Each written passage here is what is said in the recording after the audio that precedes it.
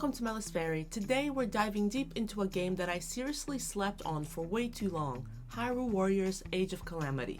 This review will have spoilers for most of the game, so beware. Age of Calamity is a 2020 hack-and-slash action game developed by Omega Force for the Switch. It's a spin-off of Breath of the Wild, but it's not canon. That said, it might just be one of the most rewarding pieces of Zelda content out there. I'll be honest, I avoided this game for the longest time because I thought I would not enjoy the hack-and-slash gameplay, and I could not have been more wrong. Let's talk about it. As a massive fan of Breath of the Wild, getting to explore the world 100 years before the events of that game felt magical. Seeing Link, Zelda, Impa, Robbie, Pura, all younger, all preparing for the coming calamity, it just hit me right in the heart. There's something truly special about being part of that moment in time. You're not just reading about history anymore, you're living it. And for someone who spent hundreds of hours in Breath of the Wild, that felt like a reward in itself. Let's talk about the champions. Getting to fight with them and alongside them, learn more about them, and see them survive their battles with the Blights, the best kind of fan service.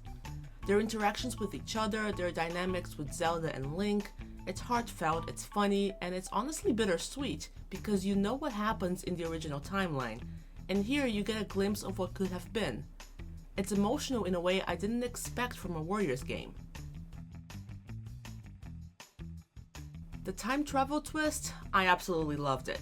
Having the descendants of the champions, Sidon, Yunobo, Riju, and Teba, show up and fight alongside their ancestors was just precious. There's no better word for it.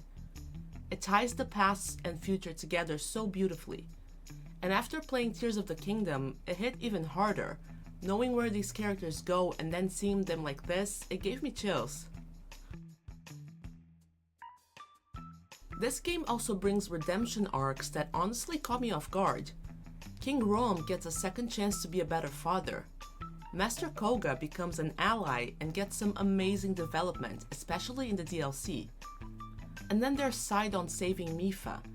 Even though it's not his own timeline, there's so much heart there. It's the emotional equivalent of time travel fanfiction, and I'm 100% here for it.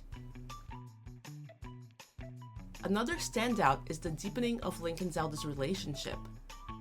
Even in this alternate reality, Link is still the catalyst for Zelda's powers awakening. It's done with so much care, beautiful cinematics, subtle emotional beats, and it gives their bond a depth that feels earned and powerful. Okay, let's talk gameplay. The hack-and-slash combat? So satisfying. I thought it would be repetitive or mindless. No, it actually requires skill, and pulling off flashy combos feels awesome. And grinding to level up, for once it didn't feel like a chore. I was actually excited to power up my characters and spend hours on it. The balance between high energy battles and the emotional story cutscenes was perfect. I never felt like one was dragging the other down. And the character variety, chef's kiss. Every playable hero has their own unique style, and it's always fun to switch things up mid-battle. Playing as the champions was a literal dream come true. Okay, it wouldn't be a fair review without mentioning the downsides, but I only have two. The first one are the vicious monsters in the DLC.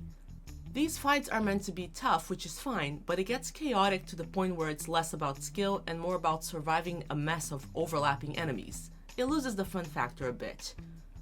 My other negative are the Divine Beast's missions. This might just be a skill issue on my part, but I could not get into piloting the Divine Beasts. They didn't scale up with your character level, so I never found a groove with them. Some people love them, I just didn't click with that part. In the end, Age of Calamity filled a very specific hole in my heart that's been there since I first played Breath of the Wild. It brought the champions to life, it gave us a beautiful what-if story, it tied into the greater Zelda timeline with care and love, and it delivered emotional moments and satisfying gameplay in equal measure. For me, it's a 9 out of 10. Easily one of my favorite Zelda games, even though it's a spin-off and it's not canon. And it just made me more excited about the next Hyrule Warriors that's coming later this year. If you've played Age of Calamity, let me know what you thought of it in the comments. Next week, I'm starting my playthrough of Hyrule Warriors Definitive Edition, so make sure you check that out. Thank you so much for watching, and I'll see you guys next time.